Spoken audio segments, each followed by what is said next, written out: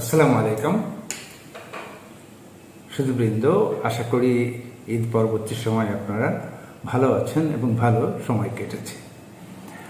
আমাদের মাননীয় প্রধান উপদেষ্টা বাংলাদেশের একমাত্র laureate, Nobel laureate doctor professor Mohammad Ali Yunus, তিনি 4 দিনের সফরে ইংল্যান্ডে রয়েছেন এবং এই ইংল্যান্ড সফরকে ঘিরে ইংল্যান্ডের রাস্তায় পক্ষে বিপক্ষে নানা রকম প্রটেস্ট এবং ব্যানার হাতে মানুষজন দাঁড়িয়ে গেছে। তার মধ্যে হলো যে এই যে প্রতীত সরকারের কিছু নেতাকর্মী যারা লন্ডন থেকে এগুলি করার চেষ্টা করছে। আসলে মানুষ কোথায় গিয়ে দাঁড়ালে এগুলো করতে পারে? তারা তাদের কৃতকর্মের জন্য মোটেই অনুশোচনাপ্রাপ্ত তো নয়, আবার প্রফেসর ডক্টর মোহাম্মদ ইউনূসের মতো একজন লোকের বিরুদ্ধে রাস্তায় দাঁড়িয়েছে ব্যানার নিয়ে।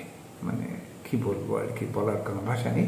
তো তবে সবচেয়ে ভালো খবর হলো যে এই লন্ডনের যারা সাধারণ বাসিন্দা, যারা বাংলাদেশের সত্যিকারের অর্থে গণতন্ত্র চান, দুর্নীতিমুক্ত চান, গুম খুম থেকে বাঁচতে চান, ব্যাংক লুটপাট থেকে বাঁচতে চান, সেরকম অনেক মানুষ তারা বাংলাদেশের বিশাল পতাকা নিয়ে রাস্তায় দাঁড়িয়ে গেছে প্রফেসর মোহাম্মদ ইউনূসকে স্বাগত জানানোর জন্য, এবং নানা রকম সম্মানসূচক ধ্বনিতে তারা বা ব্যানার নিয়ে তারা রাস্তায় দাঁড়িয়েছেন। এর সাথে দেখা গেছে জামাতের অনেক কর্মী তারা প্রফেসর ইউনূসকে স্বাগত জানাচ্ছেন এবং এনসিপির কিছু ব্যানারও দেখা গেছে। কিন্তু সবচেয়ে আশ্চর্য ব্যাপার হলো যে এই যে 7ই জুলাই বিপ্লবের অংশীদার যারা বলেন যে যাদের 592 জন কর্মী নিহত হয়েছে এবং তাদের অবদানও কম নয়, কিন্তু সেই বিএনপি তাদের কোনো নেতাকর্মীকে ব্যানার হাতে প্রফেসর ইউনূসকে স্বাগত জানাতে দেখা যায়নি। এটা আসলে বিএনপির হীনমন্যতার পরিচয়। এটা আমি বলবো এটা খুবই একটা ছোট কাজ হয়েছে যেটা বিএনপি করেনি। এটা করলে তাদের সম্মান বরং শুধু ইউনূস সাহেব নয়, বাংলাদেশের প্রতিটি মানুষের কাছেই বিএনপির গ্রহণযোগ্যতা আর বাড়ত। মানুষকে এই সংকীর্ণ পলিটিক্সের দিন শেষ, আপনাকে উদারতা দিয়ে, ভালোবাসা দিয়ে, দেশপ্রেম দিয়ে আগাতে হবে। ওই পাওয়ার, গদি নেবেন, ক্ষমতা নেবেন, এইগুলো কথা ভুলে যেতে হবে। কিন্তু মানে যারা বিএনপির নীতি নির্ধারক, আমি বলবো যে তারা এই প্রফেসরকে অভ্যর্থনা জানানো থেকে দূরে থাকতে থেকে দেখেন তারা একটা খুব বড় ধরনের ভুল করেছে, যেটা মানুষের চোখে পড়েছে। যাই হোক, আমাদের মাননীয় উপদেষ্টা যিনি 4 দিনের সফরে রয়েছেন এবং তিনি লন্ডনের রচেস্টার হোটেলে উঠেছেন এবং তার অনেকগুলো সফরসূচি রয়েছে। তার মধ্যে যেমন 12 জুনে তিনি বাকিংহাম প্যালেসে যাবেন রাজা 3য় চার্লসের আমন্ত্রণে, এবং রাজা 3য় চার্লসের আমন্ত্রণে সেখানে তিনি রাজা 3য় চার্লসের আমন্ত্রণে তিনি সেখানে চার্লস হারমোনি অ্যাওয়ার্ড গ্রহণ করবেন। এবং সবচেয়ে আরও ইন্টারেস্টিং ব্যাপার হলো যে বাংলাদেশের অনেক ইউটিউবার তারা বলেছেন যে যারা যারা চার্লস হারমোনি অ্যাওয়ার্ড পান বা পেয়েছেন 2025-এ, সেখানে ডক্টর ইউনূসের নাম নেই। এবং তারা এটা মানে তারা কতটা ডক্টর ইউনূসের মতো মানুষ এবং যে ইনি বাংলাদেশের প্রধান উপদেষ্টা, তাকে ছোট করা হয়, মানে যে বাংলাদেশকে ছোট করা হয়, এই ধরনের চিন্তাও তাদের মাথার মধ্যে নেই। বেশ কয়েকজন ইউটিউবার দিকে এটা বলেছেন। কিন্তু আসলে this is a instant decision, যেহেতু ওটা অনেক আগে ঘোষণা করা হয়েছিল, ওই যে কারা কারা হারমোনি অ্যাওয়ার্ডের তালিকায় আছেন। কিন্তু যেহেতু প্রফেসর ইউনূস এখন যাচ্ছেন, আমার ধারণা এটা ইনস্ট্যান্ট ডিসিশন, রাজ পরিবারের পক্ষ থেকে তাকে এই অ্যাওয়ার্ড দেওয়া হবে। রাজা 3য় চার্লস বাকিংহাম প্যালেসে তিনি নিজেই অ্যাওয়ার্ডটি হস্তান্তর করবেন। এবং সবচেয়ে বড় কথা যে এই যে ইউনূস সাহেব যে এয়ারপোর্টে ছিলেন, সেখানে রাজ পরিবারের প্রতিনিধিও ছিল। তা সে থেকেই বোঝা যায় যে তাকে কতটা সম্মানিত করা হয়েছে। তো আর একটা ব্যাপার হলো যে এই 4 দিনের সফরে তিনি ব্রিটিশ প্রধানমন্ত্রীর সাথে দ্বিপাক্ষিক বৈঠক করবেন। তিনি যেমন ধরেন এই যে আরেকটা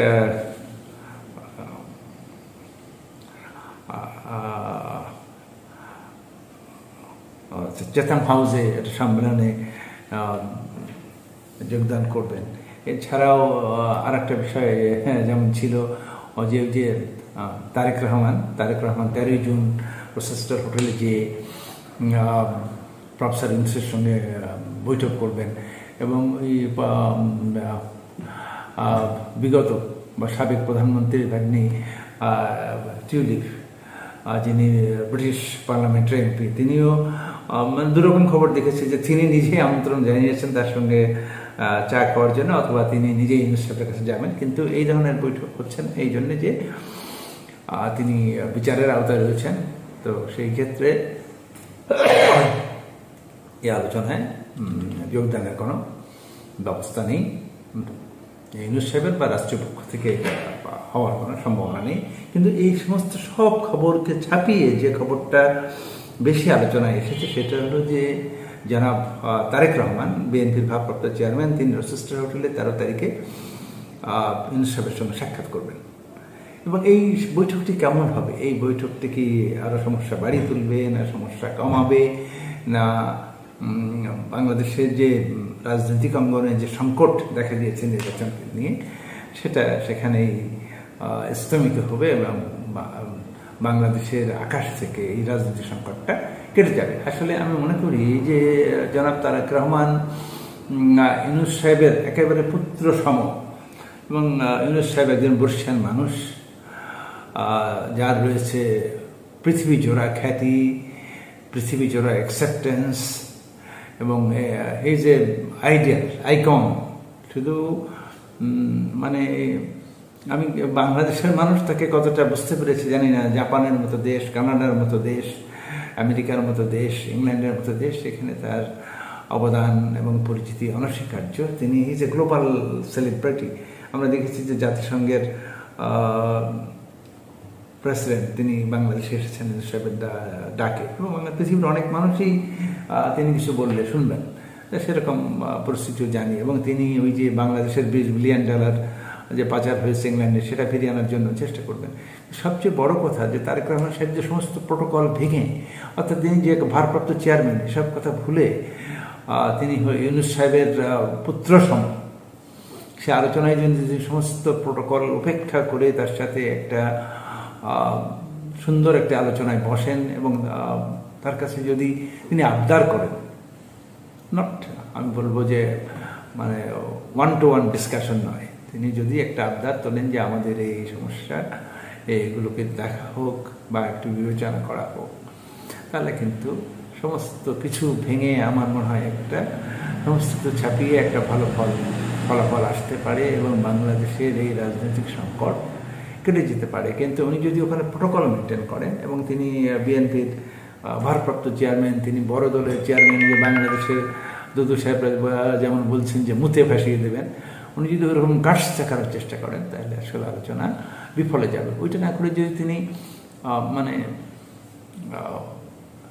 পিতার কাছে পুত্রের আবদার, এরকম একটা পরিস্থিতি, ঘরোয়া পরিবেশে সমস্ত প্রোটোকল ভেঙে যদি, যেহেতু তিনি বর্ষিয়ান, তিনি একজন গার্জিয়ান, তার কাছে একটা আবদার তার সাথে করতেই পারেন, এটা কোনো ব্যাপার। তো সেই ক্ষেত্রে হয়তো বাংলাদেশের এই রাজনৈতিক অঙ্গনে যে রাজনৈতিক সংকট সেটা কেটে যেতে পারে এবং বাংলাদেশের মানুষ স্বস্তিতে শান্তিতে একটা সুন্দর নির্বাচনের জন্য অপেক্ষা করে নির্বাচন পরবর্তী একটা সরকার গঠন করতে পারে। তো সন্দেহ থেকেই যায় যে একজন মানে রাজনৈতিক সরকার বাংলাদেশের মানুষের জন্য কতটা ভালো বই আনতে পারবে। যাই হোক, আমাদের আজকের আলোচনা আমরা এখানে রাখতে চাই। আমাদের এই ছোট্ট চ্যানেলটিকে আপনি সাবস্ক্রাইব করে আমাদের সাথেই থাকবেন। সবার উপরে দেশ। আল্লাহ হাফেজ।